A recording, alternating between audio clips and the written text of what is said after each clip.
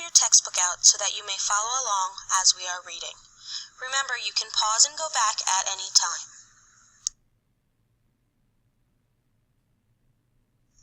Unit 2, Succession. My Planet Diary. Fighting fire with fire. Wildfires are often reported in the national news. The images associated with these reports show how damaging these fires can be to property and to some ecosystems.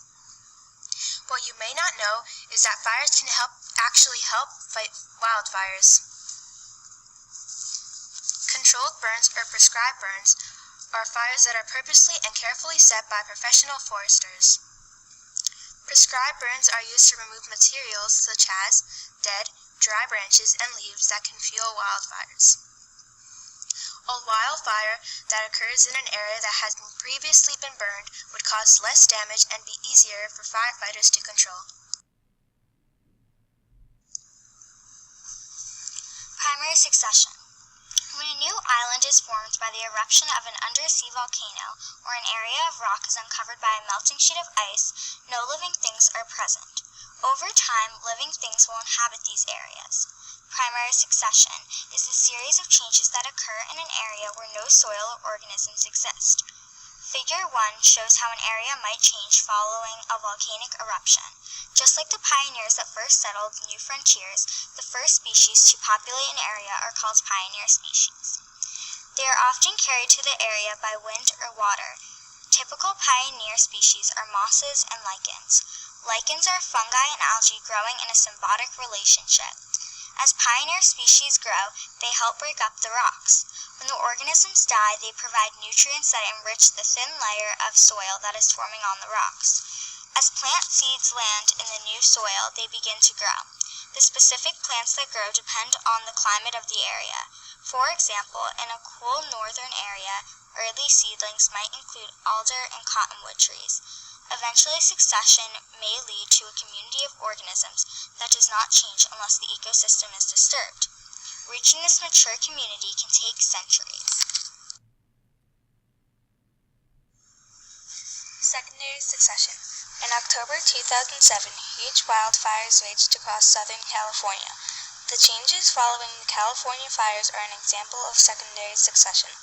Secondary succession is the series of changes that occurs in an area where the ecosystem has been disturbed, but where soil and organisms still exist. Natural disturbances that have this effect include fires, hurricanes, and tornadoes. Human activities such as farming, logging, or mining may also disturb an ecosystem and cause secondary succession to begin.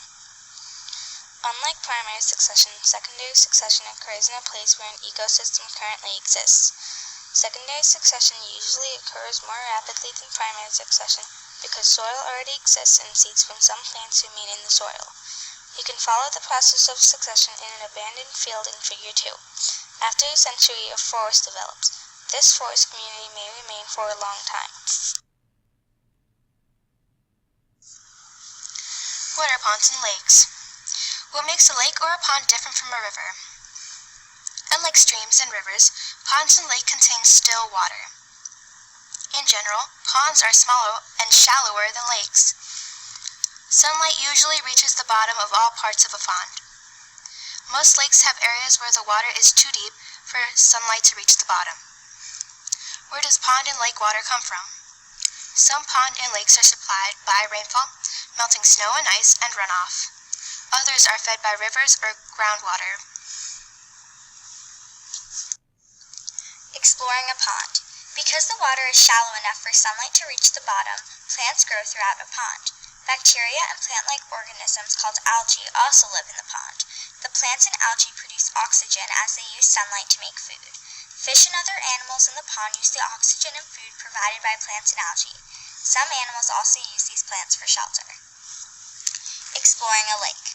Lakes are usually larger and deeper than ponds. So little sunlight reaches the bottom of a deep lake. Fewer plants can live in the chilly, dark depths of such a lake. Mollusks and worms move along the lake's sandy or rocky bottom. They eat food particles that drift down from the surface. Young bony fishes such as pike and sturgeon eat the tiny bottom dwellers, while the adult fish eat other fish. Lake formation. Lakes can form through several natural processes. A river, for example, may bend and loop as it encounters obstacles in its path. Eventually, a new channel may form, cutting off a loop. The cut-off loop may become an oxbow lake. Some lakes, such as the Great Lakes, formed in depressions created by ice sheets that melted at the end of the Ice Age. Other lakes were created by movements of Earth's crust that formed long, deep valleys called rift valleys. In Africa, Lake Tanganyika lies in a rift valley. Volcanoes can also form lakes. Lava or mud from a volcano can block a river, forming a lake. Lakes can also form in the empty craters of volcanoes. People can create a lake by building a dam. A lake that stores water for human use is called a reservoir.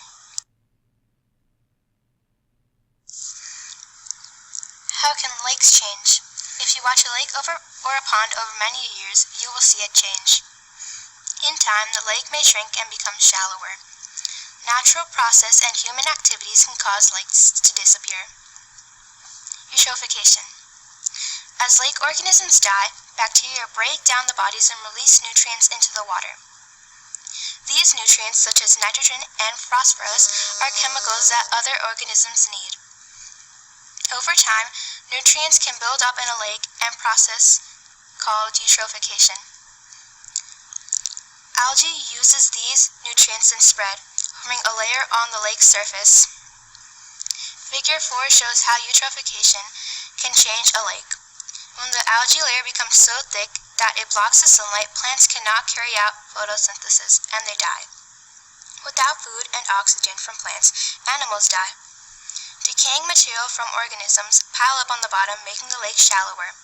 As the area fills in, lake plants grow in the mud. Eventually, the area fills with plants, and a meadow replaces the former lake. The human role. Though eutrophication occurs naturally, human activities can also cause or increase it. For example, fertilizer from farms run off into ponds and lakes, providing extra nutrients to the algae. The extra nutrients speed up the growth of algae, leading to a faster eutrophication. My Planet Diary, Australia's animals. When you think of Australia, what animal comes to mind? Most likely you think of a kangaroo or a koala. Did you know that these animals are marsupials, mammals that carry their young in a pouch? You might be surprised to learn that most marsupials exist only in Australia. Now, can you name any monotremes or mammals that lay eggs? The only monotremes that exist are platypuses and echidnas, both native to Australia. Lots of unique animals are native to Australia because it is completely surrounded by water. Means of dispersal. The movement of organisms from one place to another is called dispersal. Dispersal can be caused by gravity, wind, water, or living things such as the blue jay in figure 5. Wind and water. Many animals move into new areas on their own, but plants and small organisms need help in moving from place to place. Wind can disperse seeds, fungi spores, tiny spiders, and other small light organisms. Birds use the wind to fly to new locations. Similarly, water transports objects that float, such as coconuts and leaves. Small animals, such as insects or snails, may get a ride to a new home on top of these floating rafts. Water also transports organisms like fish and marine mammals. Other living things. Organisms can also be dispersed by other living things. If your dog or cat has ever come home covered with sticky clampers, you have seen an example of dispersal. Humans have sped up the dispersal of organisms both intentionally and unintentionally as they travel around the world. An exotic species is an organism that is carried into a new location by people. Exotic species have contributed to the decline or elimination of native species. Seed dispersal. After seeds have formed, they are usually scattered, sometimes far from where they were produced. The scattering of seeds is called seed dispersal. Seeds are dispersed in many ways. One method involves other organisms. For example, some animals eat fruits, such as cherries or grapes. The seeds inside these fruits pass through the animal's digestive system and are deposited in new areas. Other seeds are enclosed in barb-like structures that hook onto animals' fur or a person's clothes. The structure falls off the fur or clothes in a new area. A second means of dispersal is water. Water can disperse seeds that fall into the oceans and rivers. A third dispersal method involves wind. Wind disperses lightweight seeds that often have structures to catch the wind. such as those of dandelions and maple trees. Finally, some plants eject their seeds in a way that might remind you of a popping popcorn. The force scatters the seeds in many directions. Limits to dispersal. With all these means of dispersal, you might expect to find the same species in many places around the world. Of course, that's not so. 3 factors that limit distribution of a species are physical barriers, competition, and climate. Physical barriers. Water and mountains form barriers that are hard to cross. These features can limit the movement of organisms. For example, once Australia became separated from the other continents, organisms could not easily move to or from Australia. Competition. When an organism enters a new area, it must compete for resources with the species that already live there. To survive, the organism must find a unique niche or role. Existing species may outcompete the new species. In this case, competition is a barrier to dispersal. Sometimes, in certain situations, new species outcompete and displace the existing species. Climate.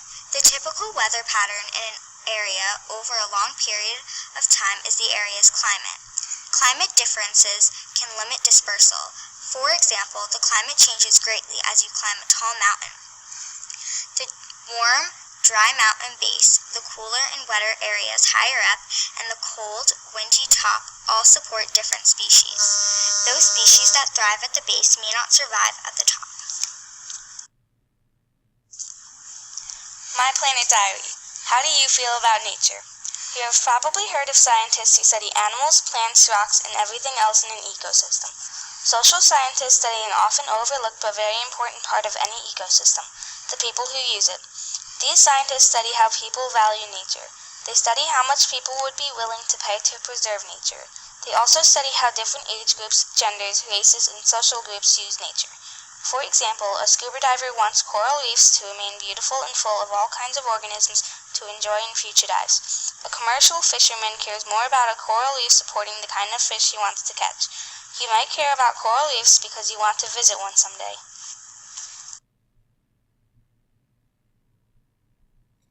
How can forests be managed as renewable resources? Forests contain many valuable resources. Many products are made from the fruits, seeds, and other parts of forest plants. Some of these products, such as maple syrup, rubber, and nuts, come from living trees. Other products, such as lumber and wood pulp for making paper, require cutting trees down. Coniferous trees, including pine and spruce, are used for construction and for making paper. Hardwoods, such as oak, cherry, and maple, are used for furniture because of their strength and beauty. Some products made from trees are shown in Figure 14. Trees and other plants produce oxygen that organisms need to survive. They also absorb carbon dioxide and many pollutants from the air. Trees help prevent flooding and control soil erosion. Their roots absorb rainwater and hold the soil together. There are about 300 million hectares of forests in the United States. That's nearly a third of the nation's area. Many forests are located on public land. Others are owned by individuals or by private timber and paper companies.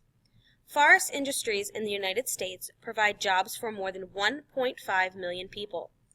Because new trees can be planted to replace trees that are cut down, forests can be renewable resources. The United States Forest Service and environmental organizations work with forestry companies to conserve forest resources. They try to develop logging methods that maintain forests as renewable resources. Logging methods. There are 2 major methods of logging: clear cutting and selective cutting. Clear cutting is the process of cutting down all the trees in an area at once. Cutting down only some trees in a forest and leaving a mix of tree sizes and species behind is called selective cutting. See Figure 15. Each logging method has advantages and disadvantages. Clear cutting is usually quicker and cheaper than selective cutting. It may also be safer for the loggers. In selective cutting, the loggers must move the heavy equipment and logs around the remaining trees in the forest. But selective cutting is usually less damaging to the forest environment than clear cutting. When an area of forest is clear cut, the ecosystem changes. After clear cutting, the soil is exposed to wind and rain. Without the protection of the trees, the soil is more easily blown or washed away. Soil washed into streams may harm the fish and other organisms that live there. However, clear cutting can provide habitats for species such as rabbits and some birds. Sustainable forestry. Forests can be managed to provide a sustainable yield. A sustainable yield is an amount of a renewable resource, such as trees, that can be harvested regularly without reducing the future supply. Sustainable forestry works sort of like a book swap. As long as you donate a book each time you borrow one, the total supply of books does not change. Planting a tree to replace one that was cut down is like donating a book to replace a borrowed one. In sustainable forestry, after trees are harvested, young trees are planted. Trees must be planted frequently enough to keep a constant supply. Different species grow at different rates. Forests containing faster-growing trees, such as pines, can be harvested and replanted every 20 to 30 years.